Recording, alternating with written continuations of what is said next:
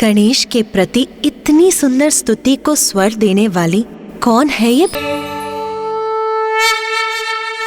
पुत्री दूर्वा।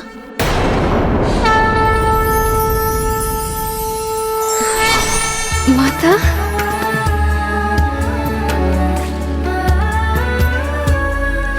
माता। पुत्री दूर्वा, तुम्हारे हृदय में क्या है ये ज्ञात है मुझे। मेरे पुत्र गणेश के प्रति तुम्हारी भक्ति, प्रेम और निष्ठा का भान हो गया है मुझे। माता, श्री गणेश जी के प्रति मेरा प्रेम पूर्ण रूप से पावन है। उनके प्रति मेरी निष्ठा अटूट है माता। मैं तो उन्हें अपने हृदय में उतार चुकी हूँ।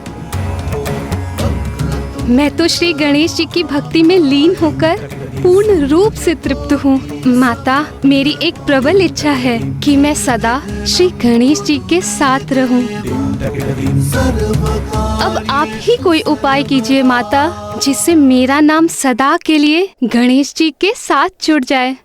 मैं मेरे पुत्र गणेश के प्रति तुम्हारे पवित्र प्रेम से अत्यंत प्रभावित हूँ, किंतु तुम किस रूप को धारण करके मेरे पुत्र के निकट रहना चाहती हो?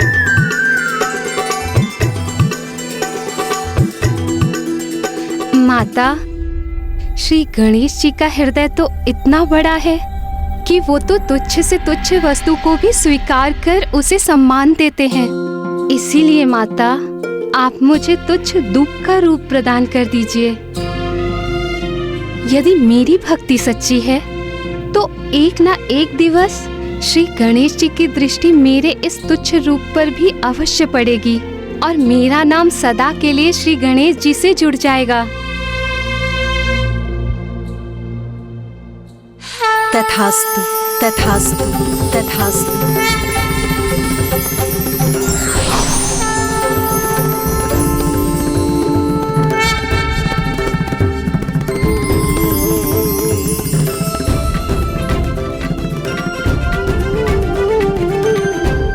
पुत्र गणेश, दुर्वा कोई साधारण दूब नहीं, ये तो तुम्हारे प्रति संपूर्ण भक्ति और निष्ठा से परिपूर्ण समर्पण की प्रतीक है। इसीलिए वो तुम्हें शांत करने में सफल हुई। सत्य है माता, ये दूर्वा तो वास्तव में विलक्षण है। इसकी एक ही जड़ से कितनी अनेक शाखाओं का विस्तार होता है, जो इसका प्रतीक है कि एक ही परम ब्रह्म ईश्वर अनेकों स्वरूप धारण कर अपने भक्तों को सुख और शांति प्रदान करते हैं। और एक ही परम ब्रह्म के उत्पन्न ऊर्जा से ही संपूर्ण जीवन का विस्तार है। वही समस्त जीवों के जीवन का आधार है। सत्य है पुत्र, किंतु मात्र इतना ही नहीं, दुर्वा की तो एक और विशेषता है। दुर्वा को जड़ से उखाड़ देने पर अन्य वनस्पतियों के समान ये भी सूख जाती है, किंतु सूखी दुर्वा को यदि मिट्टी में रोप दिया जाए तो ये पुनः हरी भरी भी हो जाती है। तो माता, ये दुर्वा धूप तो बहुत गुणी है। परम ब्रह्म ईश्वर के समान ये भी अनश्वर है। इसलिए आज से ये दुर्वा धूप मेरे लिए अत्यंत प्रिय होगी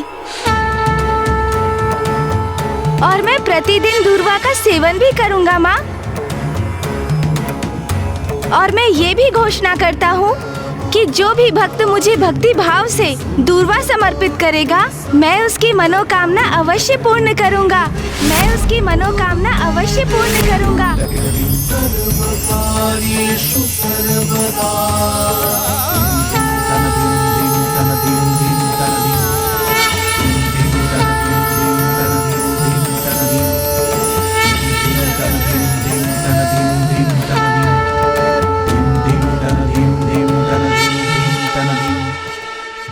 आप धन्य हैं गणेश जी। आपने दुष्ट ज्ञानरी के अत्याचार से अपने परम भक्त सुबोध की रक्षा की, हम सभी की, यहाँ तक कि संपूर्ण सृष्टि की रक्षा अर्नालासुर के ताप से की। और अब आपने अपनी भक्तिन दुर्वा की भी मनोकामना पूर्ण कर दी। उसकी भक्ति और निष्ठा का सुफल प्रदान कर दिया आपने।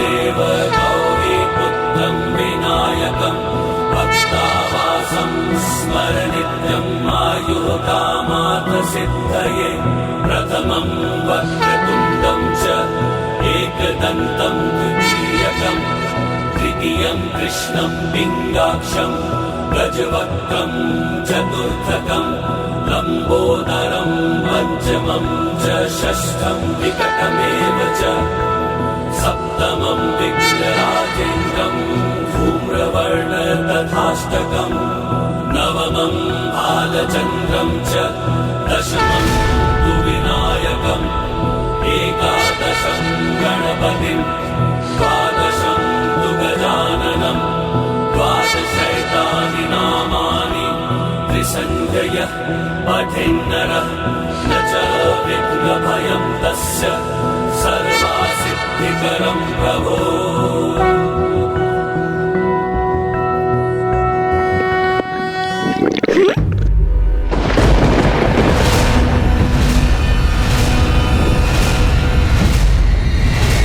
अरुणासुर को निकलने के कारण कहीं बुरा कोई संकट तो उत्पन्न नहीं होने जा रहा।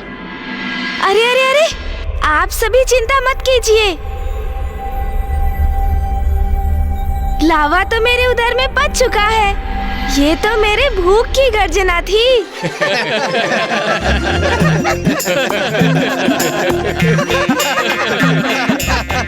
माँ, बहुत भूख लगी है और यहाँ का कार्य भी तो संपन्न हो चुका है।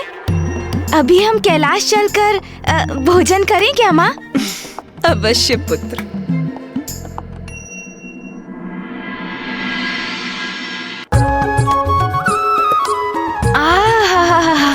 वाह माँ, आनंद आ गया। मेरा विजय भोज तो बहुत ही स्वादिष्ट था।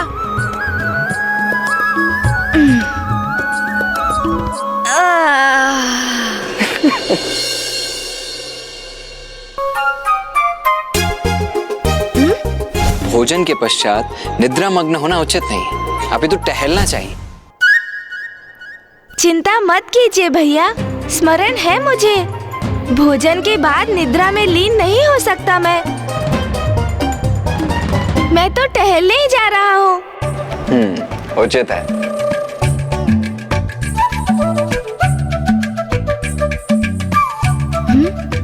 अरे, कुछ मोदक अभी भी शेष है। मैं ये ले लेता हूँ।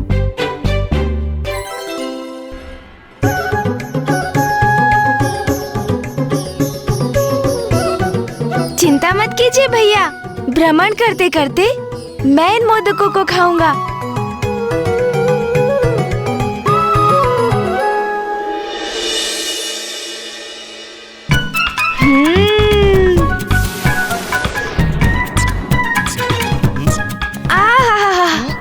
आनंद ही आ गया।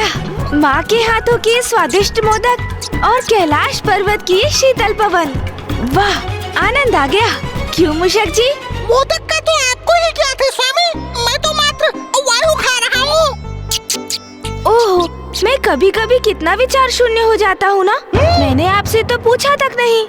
आहा, तो प्रभु को स्मरण हुई है कि मोदक मुझे भी प्रिय है, किंतु अभी तक प्रभु ने पूछा ही नहीं।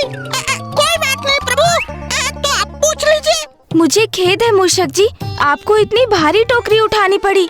किंतु लीजिए, अब मैं शीघ्र इन मोदकों को खाकर इस टोकरी का भार कम कर देता हूँ, ताकि आप भी सरलता से भ्रमण कर सकें।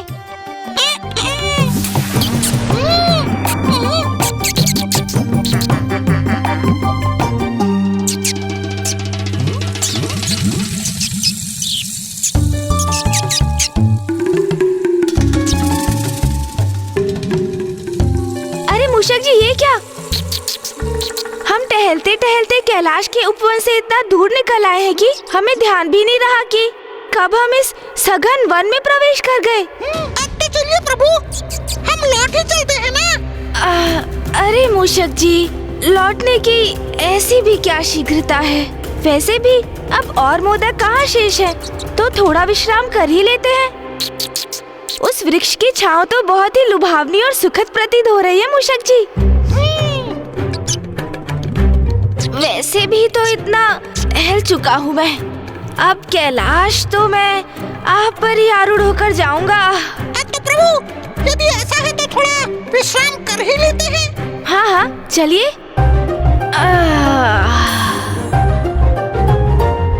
भोजन के बाद विश्राम और भी आनंद देता है।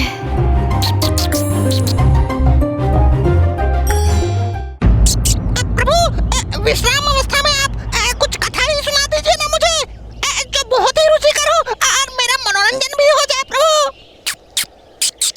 हाँ हाँ, क्यों नहीं, किंतु कहीं भूत प्रेत की कथा सुनकर आप भयभीत तो नहीं हो जाएंगे ना मूषक जी? अरे कहाँ प्रभु, आपके लिए इतने भयानक असुरों का सामना किया है, तो मात्र एक कथा मुझे कहाँ भयभीत कर सकेगी?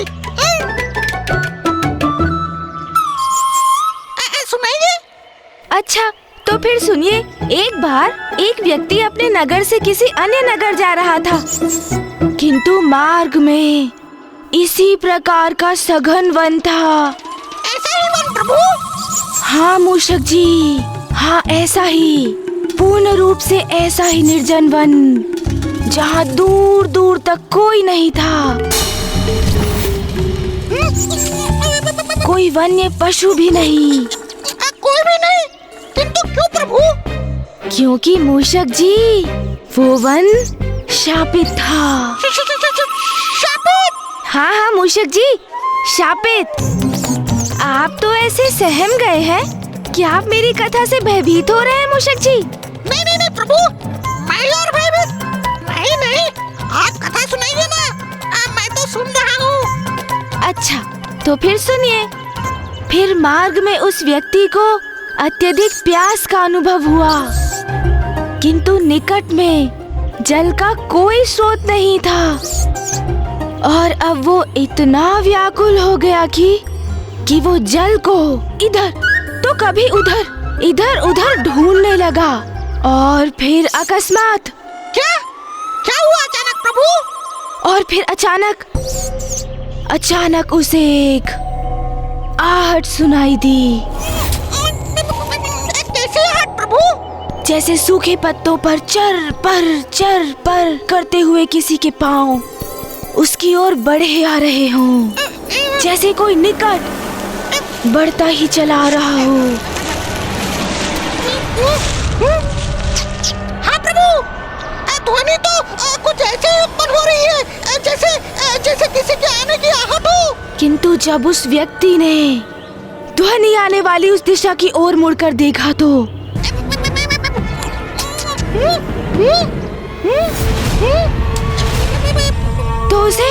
उसे कुछ भी दिखाई नहीं दिया। फिर क्या हुआ प्रभु? मूषक जी, उसे दिखाई कोई नहीं दे रहा था, किंतु आहट सुनाई दे रही थी, और वो पदचाप निरंतर उसके निकट आती जा रही थी। और तभी जैसे जलते केशों की गंध उसकी नासिका में पड़ी। जलते हुए केशों की गंध? हाँ, जब भूत पिशाच निकट आते हैं तो ऐसी ही गंध आती है मूषक जी। और तभी क्या हुआ प्रभु? और तभी उस व्यक्ति को वहाँ भूमि पर पांव के चिन्ह दिखाई दिए। किंतु विचित्र बात ये थी कि एक पांव का चिन्ह सीधा था और दूसरा उल्टा मूषक जी। क्या प्रभु? एक सीधा, एक उल्टा? अच्छा समझ गया, वो दो व्यक्ति होंगे जिन दोनों का संयोगवश एक ही गांव होगा। उनमें से एक जा रहा होगा और दूसरा आ रहा होगा। नहीं मूषक जी, दोनों पांव और उनके चिन्ह एक ही व्यक्ति के थे। ये कैसे संभव है प्रभु? संभव है मूषक जी, अवश्य संभव है, क्योंकि भूत पिशाच का एक पांव सीधा होता है तो एक पांव उल्टा। ओह, अच्छा, तो फिर प्रभु? और फिर अचानक से वायु का तीव्र प्रवाह उत्पन्न हुआ। साय साय, और देखते ही देखते उस वायु प्रवाह ने बवंडर का रूप धारण कर लिया।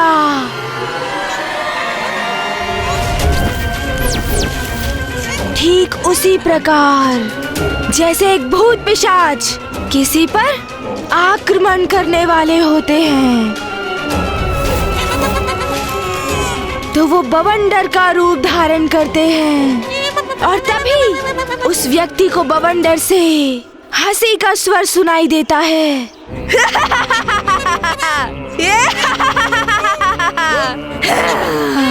और फिर बवंडर ने उसे उठाकर पटक दिया मूषक जी।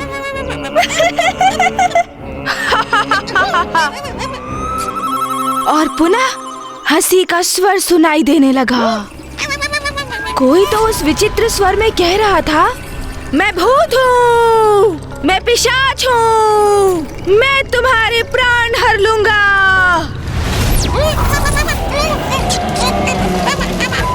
मुझे ऐसा क्यों प्रतीत हो रहा है जो प्रभु कह रहे हैं वो यहीं पे हो रहा है।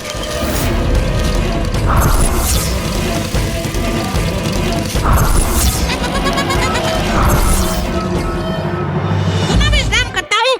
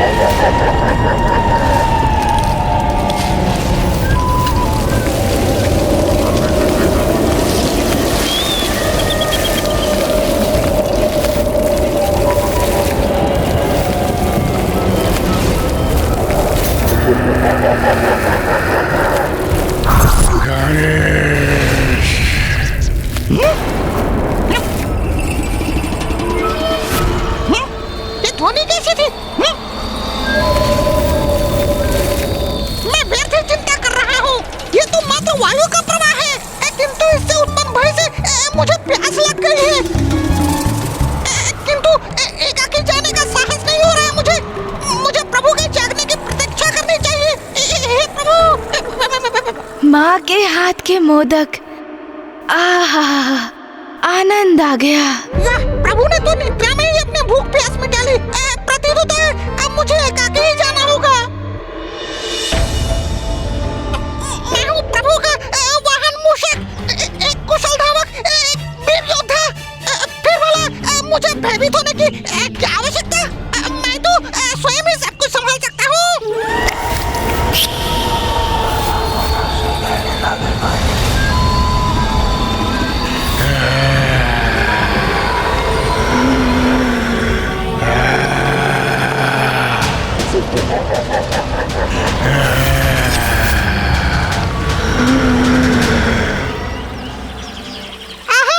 स्वच्छ शीतल जल, बहुत प्यास लगी है मुझे।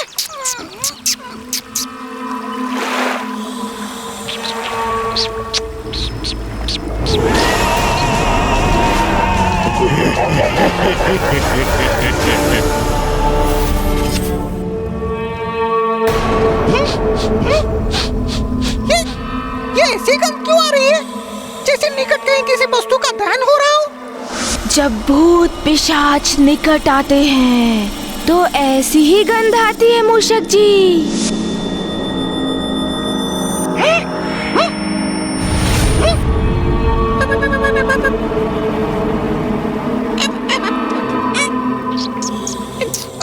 ये क्या हो गया है मुझे?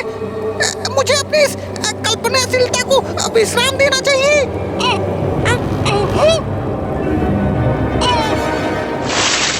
कदाचित अपने मुख पर इस शीतल जल के छिड़काव से मेरा भय दूर हो जाएगा।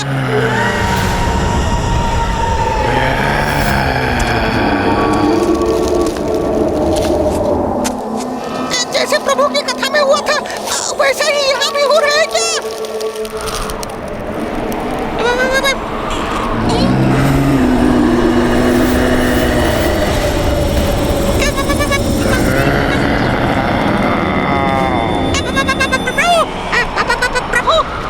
जैसे सूखे पत्तों पर चर पर करते हुए किसी के पाँव उसकी ओर बढ़े आ रहे हों। उड़कर देखने में भी भय का आभास हो रहा है मुझे।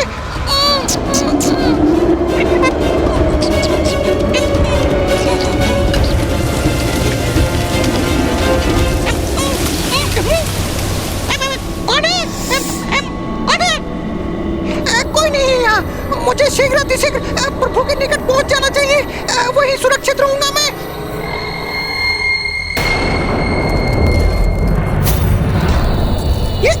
ये पक्षी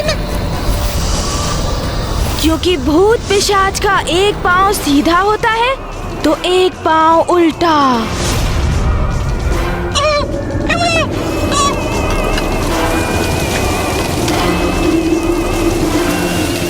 और फिर अचानक से वायु का तीव्र प्रवाह उत्पन्न हुआ। ये तो वही हो रहा है जैसे प्रभु की कथा में हो रहा था। और देखते ही देखते उस वायु प्रवाह ने बवंडर का रूप धारण कर लिया।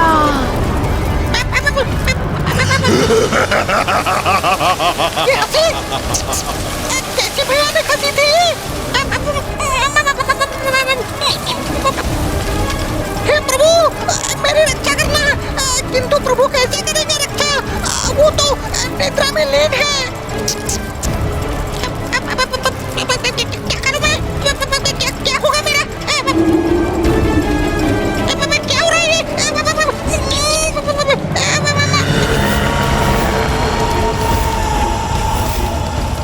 कहीं मुझे प्राण संकट में तो नहीं?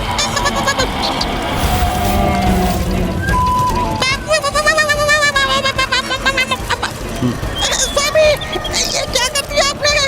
आपके मुख से प्रस्फुटित हुई वो कथा सत्य हो ही गई। जब भूत पिशाच किसी को मारना चाहता है तो वो बवंडर बन जाता है मूषक जी। जैसे एक भूत पिशाच बवंडर का रूप धारण कर भूत पिशाच आक्रमण करने वाले भूत पिशाच बवंडर का रूप धारण करते हैं।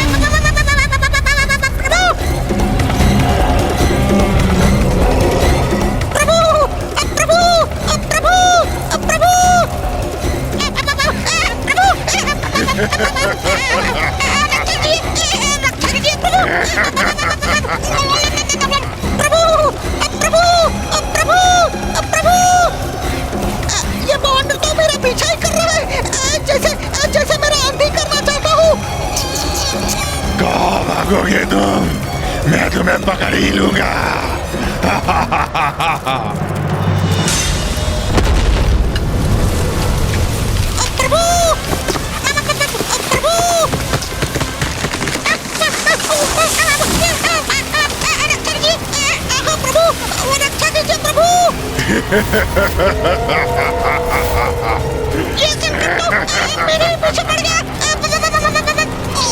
कितना भागोगे तुम? मैं पकड़ ही लूंगा तुम्हें। आज तो मूषक गए प्राण से। भाग मूषक, भाग मूषक। प्रभु, रक्षा कीजिए प्रभु।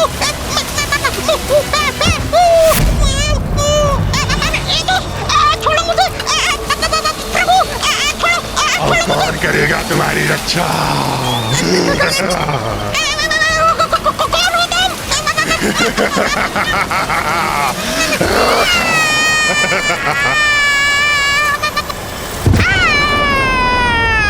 मूषक जी, थोड़ी देर और विश्राम करने दीजिए ना।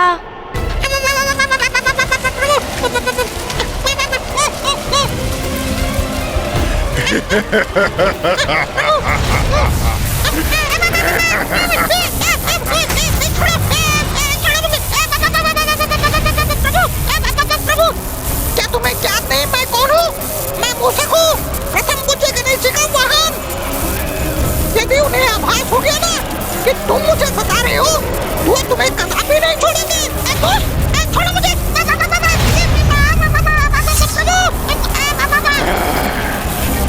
इतनी सरलता से कहीं नहीं जाने दूंगा तुम्हें। ज्ञात है मुझे कौन हो तुम। ये भी ज्ञात है कौन है तुम्हारा प्रभु, इसीलिए तो सता रहा हूँ तुम्हें। अरे इसे ज्ञात है, मैं प्रभु का वाहन हूँ, फिर भी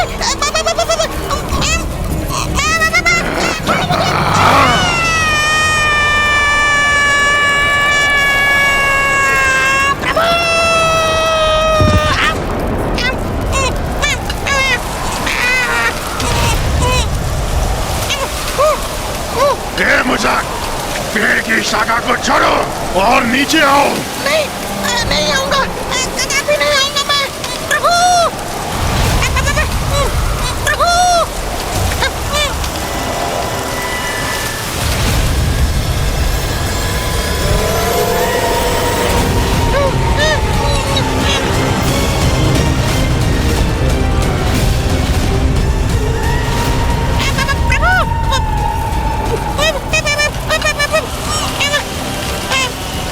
बवंडर तो सब कुछ निकलता हुआ मेरी ओर ही बढ़ रहा है।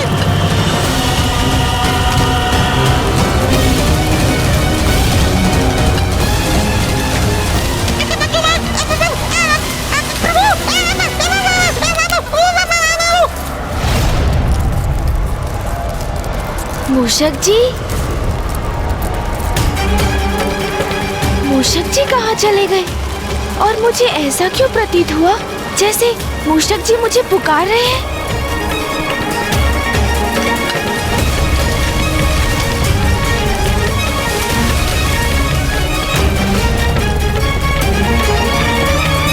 ना कोई वायु प्रवाह और ना कोई कारण, तो ये वृक्ष इस प्रकार क्यों झूल रहे हैं? कुछ तो है जो उचित नहीं। मुझे चिंता हो रही है। मुझे मूषक जी को अभी ढूंढना होगा।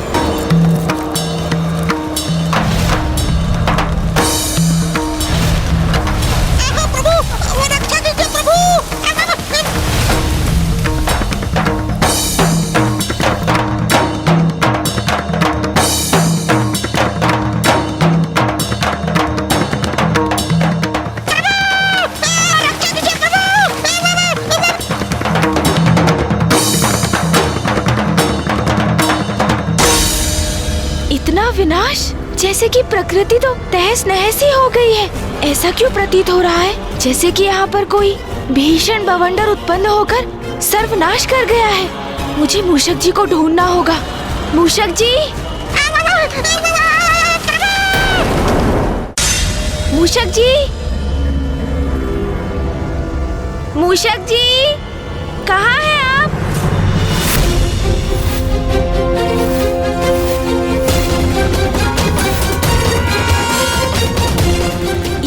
ये क्या? ये पद चिन्ह मेरी कथा के समान।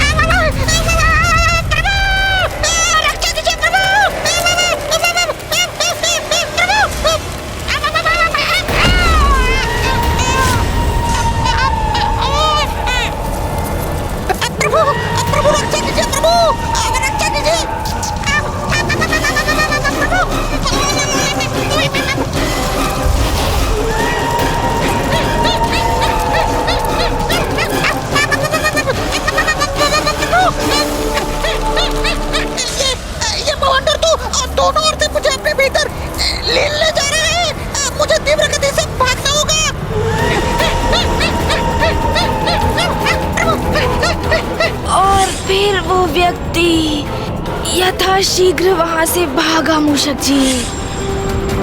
तो वो आगे था, बवंडर उसके पीछे पीछे। वो आगे, बवंडर उसके पीछे। प्रभु, आप कहाँ हैं प्रभु?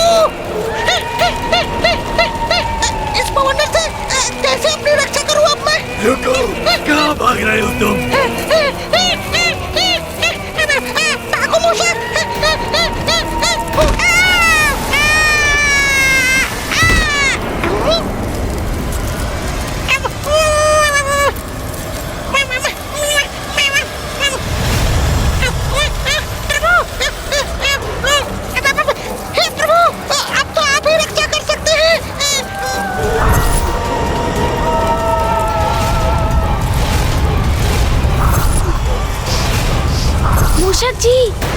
मूषक जी। प्रभु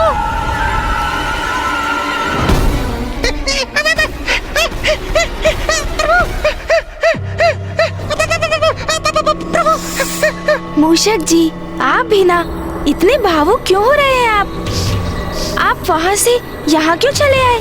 मैं तो वही था आराम पूर्वक, किंतु मूषक जी आप इतना कंपित क्यों हो रहे हैं? प्रभु आपको बवंडर पीछे मेरे जैसे आपके भूत पिशाच कथा में था प्रभु, वो मेरे पीछे मैंने देखा, भूत पिशाच को देखा मैंने, मेरा अंत करने का प्रयास कर रहा था प्रभु। मूषक जी, मुझे ज्ञात है कोई तो भूत पिशाच अवश्य है जो आपको सता रहा है, और इसका आभास मुझे भी हुआ है मूषक जी, किंतु कोई बात नहीं, अब मैं संभालता हूँ मूषक जी। उस भूत या पिशाच को उचित पाठ पढ़ाऊंगा मैं। अरे ये क्या मूषक जी, आप भी भूत पिशाच की रट लगा रखे हैं। मैंने कहा ना मूषक जी, भूत पिशाच का कोई अस्तित्व नहीं, आप व्यर्थ में ही भयभीत हो रहे हैं, और ये सब मनगढ़ंत कल्पना से उपजा हुआ गल्प है। नहीं प्रभु, भ्रम नहीं था मेरा, कोई तो भूत पिशाच अवश्य था। किंतु मुझे तो नहीं हुआ, तो मैं कैसे स्वीकार कर लूं कि भूत पिशाच का कोई अस्तित्व है मूषक जी? मैंने उस विशाल बवंडर के भीतर उसकी छवि भी देखी थी प्रभु, मेरा विश्वास कीजिए। पिशाच मनगढ़ंत है, कल्पना से उपजे कल्प है। अच्छा, मैं अब तुम्हें आभास करवा देता हूँ कि भूत पिशाच क्या कर सकते हैं।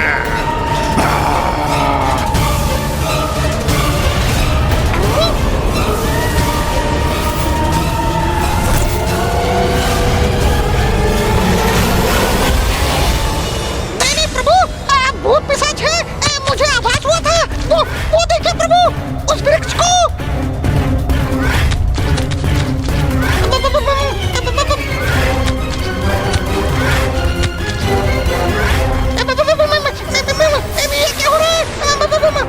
देखा प्रभु, ये सब उस भूत पिशाच का ही किया जा रहा है। अब प्रमाणित हो गया ना भूत पिशाचों का अस्तित्व। अरे मूषक जी, ये तो मात्र किसी का छलावा है। मुझे विश्वास नहीं कि ये किसी भूत पिशाच का कृत्य है। मूषक जी, यदि वास्तव में कोई भूत पिशाच होता तो चूल्हे से निकले कोयले यहाँ हमारे समक्ष गिरा कर दिखाता। अच्छा,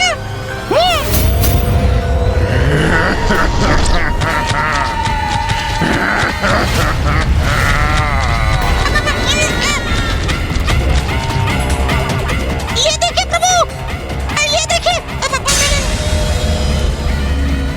अब तो विश्वास हो गया ना आपको प्रभु, भूत नहीं किया ये। यदि सत्य में कोई भूत पिशाच है तो उसके द्वारा चूल्हे से निकले कोयले को पुनः लुप्त करके दिखाए, तभी मैं मानूंगा।